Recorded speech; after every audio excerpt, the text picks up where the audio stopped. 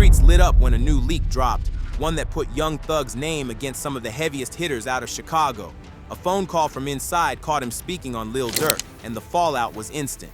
What started as whispers turned into full-on smoke, with OTF voices pressing Thug publicly and turning private frustrations into open fire. From old verses hitting different, to past loyalties being questioned, to the way social media ran with every bar and every word, this leak didn't just shake YSL, it set up a clash nobody expected. Today we're diving into how one call turned Durk's camp against Thug, why OTF pressed him so hard, and what it means for the alliances in play. It gotta be. What's up with the boy Durk? Boy Durk? Yeah. You need to make that nigga. You need to make that nigga. I don't know. I did a lot of players boy too though when the boy career went where it supposed to be, man. Pluto. I was really like locked in with him, like just really. But I don't know. He acting a little different. I don't like that, man. What you mean? Like what he? I done sent him a few songs. He just like I know for sure going right up. The leaked calls. Sparking Thug versus Durk. Young Thug caught heat when jail phone calls he made while sitting on a RICO case got leaked. On those calls, he was talking like they'd stay private, speaking freely to close people, not thinking about the fact that the audio could hit the internet. The content of those conversations turned into a problem because he was speaking on sensitive situations like it was nothing. There's really two separate leaks tied to him. The first one is those jailhouse calls, all recorded while he was locked up on the RICO. The second one is an older leak from way before the RICO arrest, where he's on tape talking to police. They happened at different times, so they get treated like different incidents. The jail calls mostly sound gossipy. Thug is on the phone with his homies thinking nobody outside will ever hear it, so he's casual. One of the clips making noise online is him calling Gucci Mane soft. In context, what he said was that Gucci had been beefing with someone, went to jail, got out, and didn't hold the same energy anymore. Thug framed that as Gucci turning soft. So while he still dissed him, it wasn't just random disrespect. It was tied to how Gucci moved after jail. Most of the jail call leaks sound like that. Thug talking reckless and private, messy, but not thinking it would ever get out. The Gucci. P used to be signed to Gucci Man. When Gucci Man found out that shit, he dropped it. Cause P used to try to rap. Well, they still friends, so how's that? Yeah. Go out, end up going to jail. I gave it, got him turned soft. Start with the Gucci. P used to be signed to Gucci Man. When Gucci Man found out that shit, he dropped it. Cause P used to try to rap. However, most recently, another leak hit the net, and this one was different. It wasn't just messy gossip or side talk. This time, Thug was heard dissing Lil Durk on a call. Once that audio spread, the reaction came fast. Members tied to Durk's circle jumped online, saying they don't respect Thug for it. Instead of letting it slide, Thug doubled down, firing back at them on Twitter. The whole thing poured fuel on a fire that didn't need more smoke. People online started speculating heavy, saying this could actually spark tension between Atlanta and Chicago. Some even tied it back to the way Chicago already had beef spilling into other cities after situations like the Q50 mess with St. Louis. Now the thought of Ratland, Atlanta, and Chicago clashing had fans saying this could go past music. Hearing Thug throw Durk, then watching BD affiliates answer back, made it feel like the politics weren't staying behind the walls. It added another layer to the pile of leaks that keep putting Thug's name in headlines, each one seeming worse than the last. On the leaked call, Thug questioned what was up with Durk, saying he didn't like the way Durk was moving. He pointed out that back when Durk's career wasn't really taking off, he was one of the people locking in with him, doing songs and showing support. Thug felt like he played a part in helping keep Durk active during a slow period, and now he doesn't like the energy he's getting back. It gotta be. What's up with the boy Durk? You with the boy Durk? Yeah. You need to make that nigga. You need to make that nigga.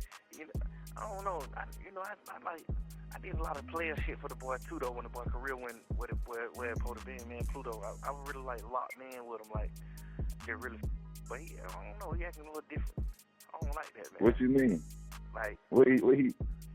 I done sent him a few songs. He just like I know for sure going right up. he just got down taking his time, you know, nigga go to Man, bed that's 4 5 days, yeah. 10 days later, just like that little type like, man, you got going on, man. Yeah. The point hits because there was a stretch where Durk wasn't moving like he is today. Early deals didn't pan out. The over-singing phase wasn't connecting, and outside of Chicago, he wasn't getting traction. It wasn't until the King Von era that Durk's career reignited heavy. Thug was around during those quieter years. They linked on tracks before 2018, like No Love with young Tory Ryden, and that era even gave fans the meme of Thug and Durk in the studio together. Thug towering over the computer while Durk watched on. So when Thug said he was there back when Durk had no motion, it wasn't just talk.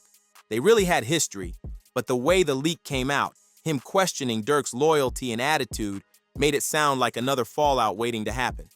You know, Yeah, I already know what you mean. like, man, nigga done did too much for you, man. Watch out, nigga. Yeah. He did that Then on when that this shit album, dropped.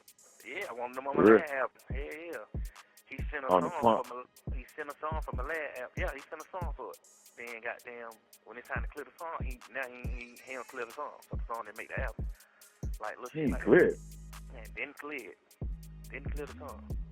What you mean ain't clear the song? Yeah, he did. He worked that one. On the call, Thug kept pressing his point, saying he had sent Durk multiple tracks that he felt were guaranteed to go up, but Durk was moving slow with them. He mentioned waiting 4 or 5 days, even 10, for a response. To Thug, that looked like Durk being on funny timing, not matching the energy he expected after everything they'd done together. In reality, a turnaround like that isn't crazy. By 2022 to 2023, Durk was one of the busiest artists in the game, balancing music, business, and outside obligations. But from Thug's perspective, it came off as a slight. He remembered standing by Durk back in the pre-King Von era, when Durk wasn't moving units like that and was struggling to keep momentum. Thug felt like his support mattered in those days, so getting slow energy back now that Durk had fully blown up rubbed him the wrong way. So while the leaks showed Thug dissing, they also showed some of his frustration had roots. He was watching somebody he helped during a low stretch move differently once he reached the top. On the tape, Thug dropped his new catchphrase, "Man, watch out," while saying he'd already done too much for Durk. He warned him straight up, sounding like he felt played. Like, man, nigga done did too much for you, man. Watch out, nigga. Yeah. Then he brought up something specific. On his last album, he sent Durk a track, got the verse back, and everything looked locked in. But when it came time to clear the record officially, Durk didn't clear it, so the collab never dropped. To Thug, that felt snake-like. Durk was cool to record, but pulled back when it came time to actually put it on wax. From Thug's view, it showed Durk wasn't matching the loyalty he expected, especially considering the history between them. But at the same time, dissing Durk publicly, even if the point had truth, was risky. Durk isn't just another rapper to clown on. He's a figure with real ties and weight in Chicago. Calling him out over behind-the-scenes business added fuel to something that could have stayed private, and once the leak spread, it had people framing it as more than just industry politics. Thug saying Durk never cleared that feature hit a nerve because it lined up with something Durk already rapped about.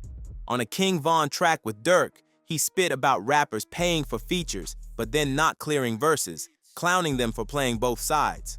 The lines about backdooring somebody you love for clout and not standing on business sounded eerily close to what Thug was accusing him of. So when the leak dropped, fans immediately connected the dots. Thug's claim wasn't just random, it mirrored the same pattern Durk himself had called out in his music.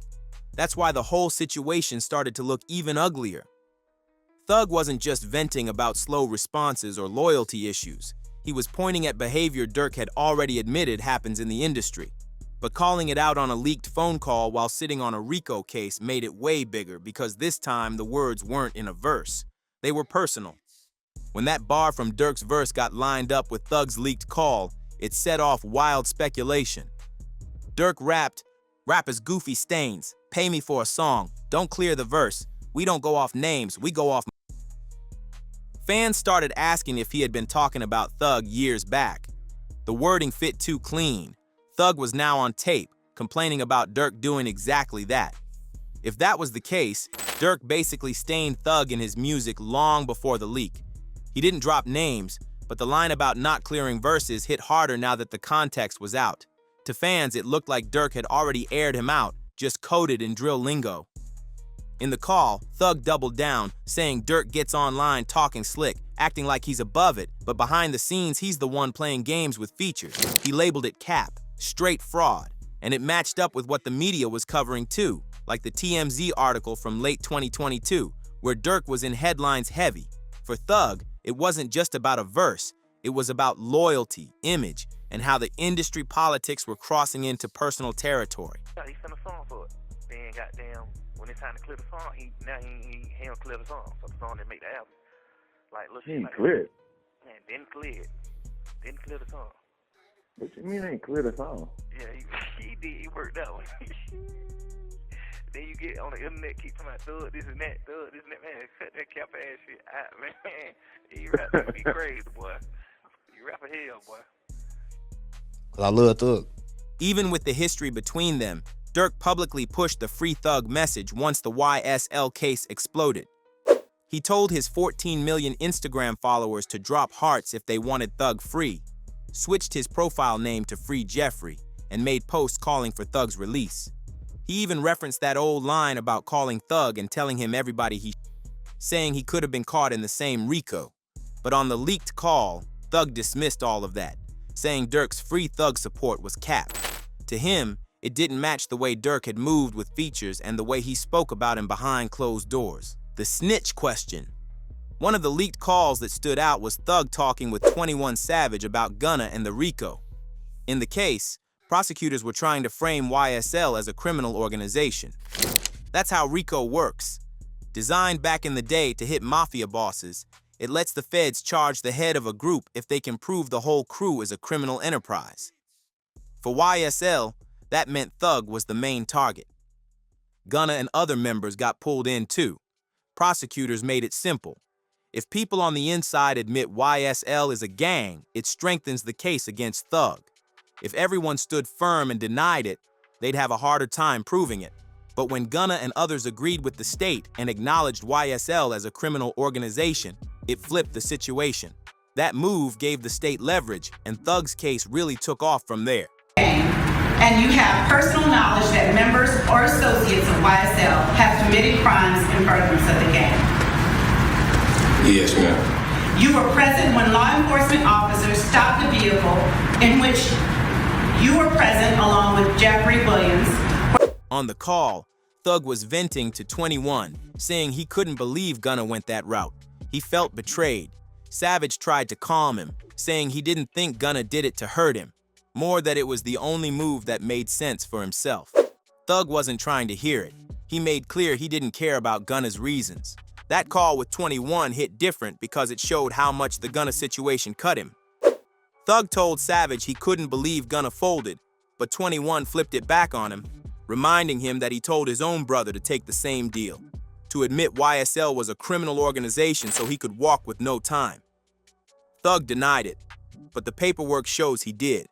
So it wasn't that he didn't understand why someone would do it. It was about loyalty. He expected Gunna to hold it down in a way family didn't. That's why it stung. Yeah. But you seen your brother, Pete? Most definitely. But he said you told him to do that. Man, watch out. Man, on God, that's what he telling the street. Man, on God, he capped. On that same God, he capped. Man, he come in for a nigga to take a plea and tell lies on me. To get me sitting on the road, man, I ain't trying to be in no motherfucking jail cell. But the backlash got louder once people tied it to Thug's other leak, the older recording of him talking to police. Critics called it hypocritical. He's mad at Gunna for talking while his own voice is on tape speaking to investigators. That recording traces back to 2015 when Lil Wayne's tour bus got up in Atlanta. Pee Wee Roscoe was the already booked and facing charges. Cops were trying to build a bigger case, connecting names like Pee Wee, Wayne, and Thug. They brought Thug in for questioning, but made it clear over and over he didn't have to talk. They stressed it because they didn't want any chance of a lawyer later throwing it out. But instead of staying quiet, Thug told them he wanted to talk. That decision opened the door for people to question his own moves, since he had the option to walk but chose to sit down and speak. Listen. Yes, sir. Promises. Make promises. Just we'll keep promises. Whatever you anytime you ever make want to know anything, tell me. I'll tell you anything. But don't tell the world. What you number? Yes, you can. Hey. I don't have your number. Whatever. Well, give it to me. If you ain't give it to her. When cops sat Thug down, they played it friendly, telling him they listened to his music, even asking if he wanted food. Thug agreed, and the vibe felt casual, but that's part of the tactic. They eased him in, then started sliding questions about Pee Wee Roscoe. Thug tried to angle it like Pee Wee and Wayne were cool, saying he thought they were friends. Years later, Pee Wee himself said he believed Thug was trying to help him in that moment, trying to throw police off. But that's where the danger came in. Police weren't taking what Thug said at face value. They were using every answer to test for contradictions. When Thug said he thought Pee Wee and Wayne were close, cops dismissed it and pressed harder. They asked about claims Pee Wee said Thug paid him to hit Wayne's bus. Thug that down, saying Pee Wee never said that. The cops then caught him slipping, reminding him he claimed he didn't really know Pee Wee like that. They wrote it down anyway, stacking notes off his words. This is why people say you don't talk without a lawyer. The cops weren't looking for full truths. They were fishing. They asked if YSL was a gang since he rapped about it. He denied it. They asked if Birdman was in a gang. He denied it. To him, it might have felt like harmless answers, but to them, it was building a file. Every attempt to protect Pee Wee got documented. Thug thought he was managing the conversation, but really, the police controlled the game. At the end of that police sit-down, Thug told them straight up, "If y'all want more info, just hit me up. But don't tell people I spoke to you." That line is what fueled the snitch talk around him. On one hand, he could argue he was throwing the cops off, not telling them anything solid. On the other, saying, "Call me if you need more," made it look like he was open to cooperating down the line. It painted a picture of somebody trying to look helpful to clear his own name, which is exactly how informants operate. He doubled down by asking them to keep it between them. The officers played along, saying they broke bread, listened to his music, and weren't going to expose it. Fingers crossed. Thug left thinking it was private, but years later that same tape surfaced. When you put it next to his leaked jail calls, the contradictions get louder. On the phones, he was furious at Gunna, calling him a snitch for taking the plea and labeling YSL a criminal organization. Savage tried to reason with him, but Thug wouldn't hear it. Yet his own brother took the same deal, and Thug even encouraged it. To him, that wasn't snitching, and despite telling cops, "Hit me up later," in that older video, he still insisted only Gunna was the snitch. That leaves the bigger question. What even counts as snitching? Some say it's any time you talk to police. Others say civilians can talk, but gang members can't. The definition shifts depending on who's telling it. What's clear in Thug's case is that the lines between loyalty, survival, and perception got blurred, and both leaks, the jail calls and the police tape, kept those debates alive. Thug's stance on snitching looks more like a personal rule book than a universal code. With Gunna, he called him a snitch because it cut deep. He even told Savage straight up that Gunna broke his heart. It wasn't just about the plea, it was about loyalty and how it felt directed at him. When it came to his brother, the logic flipped. Thug told him to take the deal, so in his mind that couldn't be snitching. It was family, and he didn't want his brother to sit in a cell. Same thing with his own police tape. He framed it as trying to mislead investigators, so he couldn't be a snitch either. At the end of the day, it looks like Thug was shaping the definition to fit his situation. Gunna hurt him, so he's a snitch. His brother's safe, so he's not. His own moves? Justified. But online, people saw the contradiction. They heard him call Gunna a rat while his own voice was on tape talking to police. To a lot of fans and critics, that made Thug look hypocritical. If you like this video, click on a video on either side to watch a video similar to this one.